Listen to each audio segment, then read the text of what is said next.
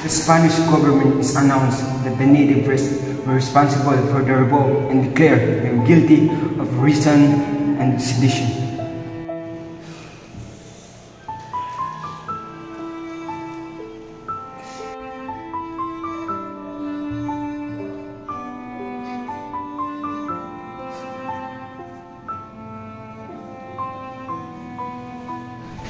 Meron na bang balita sa tatlong pare? Sina Burgos, Gomez, Zamora?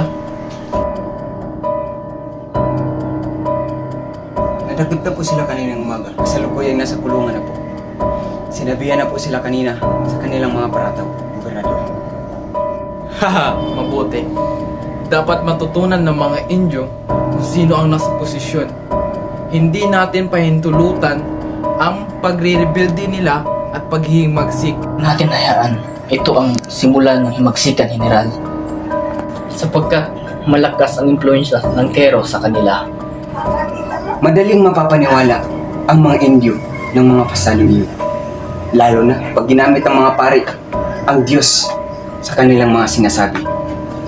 Por Diyos, para sa Diyos, Diyos mio. Kung ganun, may posibilidad na maghimagsikan dahil sa pagkamatay ng mga pare ito. Lalo na sila'y tila'y hari sa mga mata nila. Handa silang pumatay, magpakamatay, at lumaban para sa kanila. Sunod lamang ang mga Indio sa may mga makapangyarihan. Kaya kung wala ang mga pare, wala silang ibang mapupuntahan kundi tayo. Ang nating isalang-alang ang mga kainatnan ng ating mga kilos. At humanda kung sila'y kumana. Kailangan natin patayin ang mga pareng ito upang ang kanilang impluensya ay tuluyan ng mawala.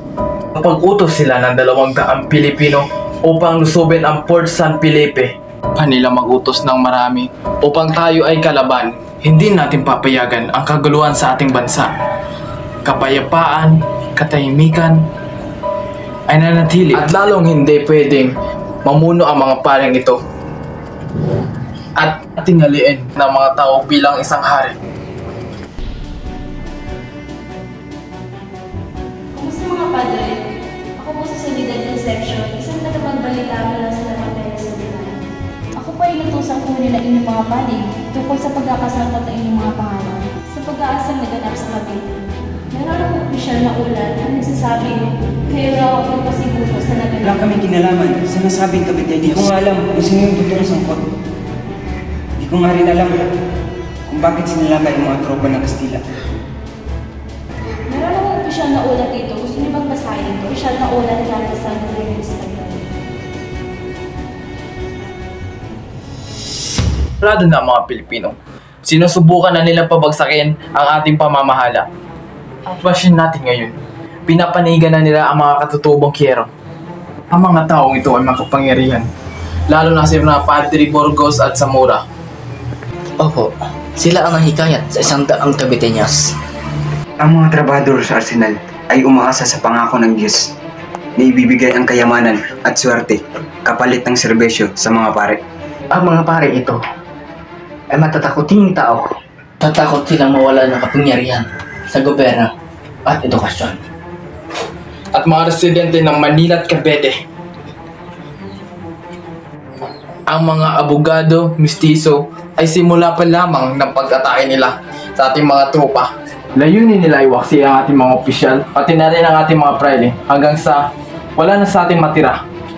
Taka nila na ang kapangyarihan at pamamahala dito sa Pilipinas. Ito ba ang iniisip nila? Sa tingin ba nila gusto namin maghari sa Pilipinas? Parang sila na may takot sa amin eh. Sa ating nakita, parang tayo napaghusgahan at kinasuhan at sangkot sa mga tiwaling krimen.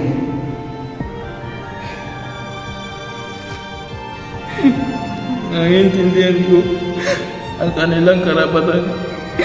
Ngunit talagang walang katwiran.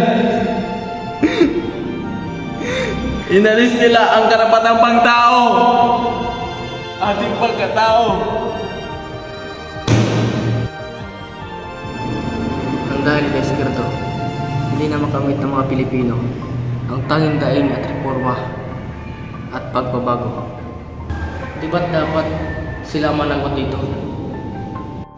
Ngayon, kapangyarihan ba ang pangunahing esyo? Tumpak, maging sa simbahan at pamahalaan, palaging kapangyarihan ang sangkot dito. Desperado ang mga Kastilang Fraile, kagaya ng pamahalaan. Sila rin ay nawalan ng kapangyarihan. Sa palagay ko, ginagamit nilang sitwasyon ito upang makontrol at makuha ulit ang tiwala ng mga tao.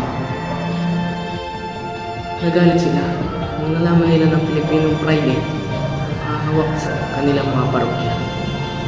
Palagi na lang nagsunod-sunuran sa mga Kastilang Fraile. Oras na para kami naman ang maglingkod sa mga mamaya Pilipino.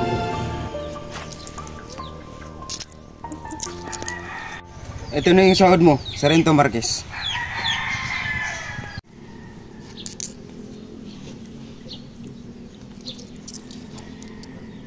Pero General, Basta. Tumugon ka kay General Maximum sa eksaktong alas 6 ng umaga. Malinaw? malinaw General.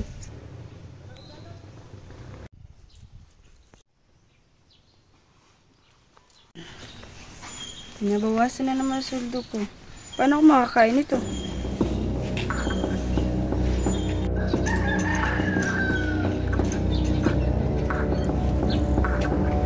O kumusta? Pinabawasan na naman sweldo mo. Yung pala. Ay, wala na talagang ligtas ngayon sa polo e-servisyo.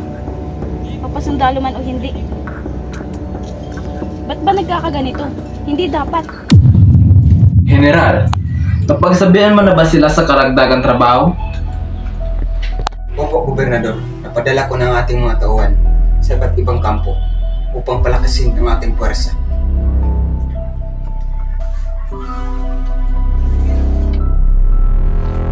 Tanggalin mo lahat ng pribileyo ng mga sundalo at paglingkuran mo sila kabansang binansagan.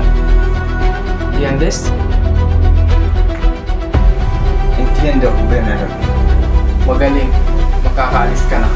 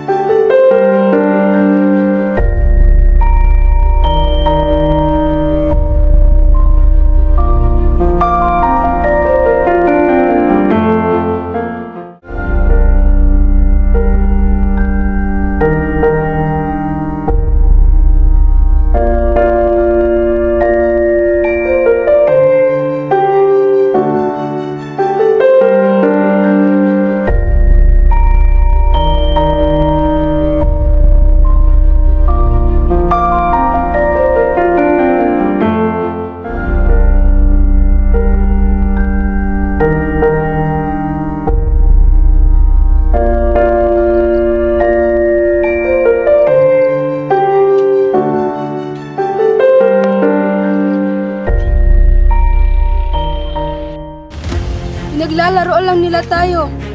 Bakit hinahayaan natin ang mga Pilipino magdusa sa kanilang paniningil? Meron ba tayong magagawa? O ano na? Hanggang dito na lang ba? Tatanggapin na lang ba natin ang kanilang hindi makatwirang pamamalakad? Hindi! Halaban tayo!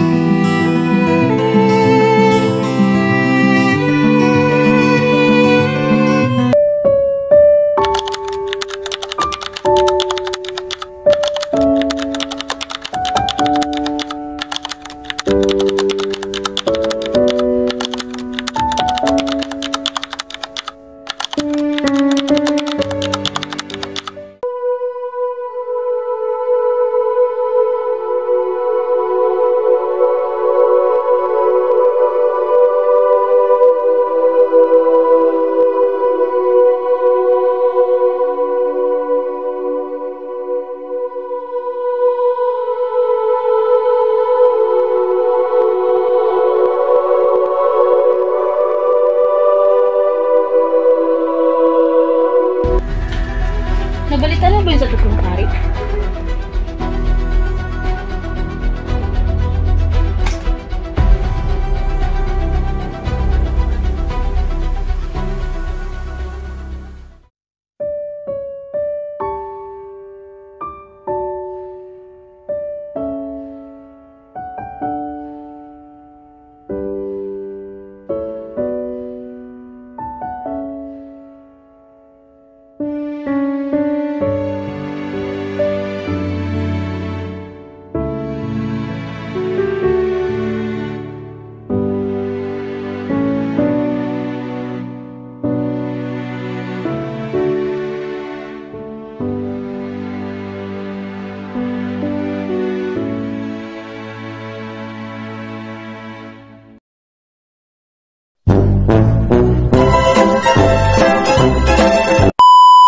Huwag nating hayaan ito ang Huwag natin hayaan ito ang Tapos sila kanina mong umaga. Nadakip na po. Kanina umaga. Kanina umaga. Nadakip na po kanina umaga. mabuti. Nga na. Tapos sa pato.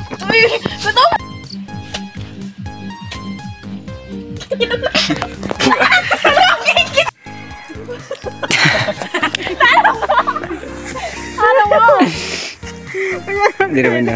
Nakita. Gay, yan sa kita ko ibis.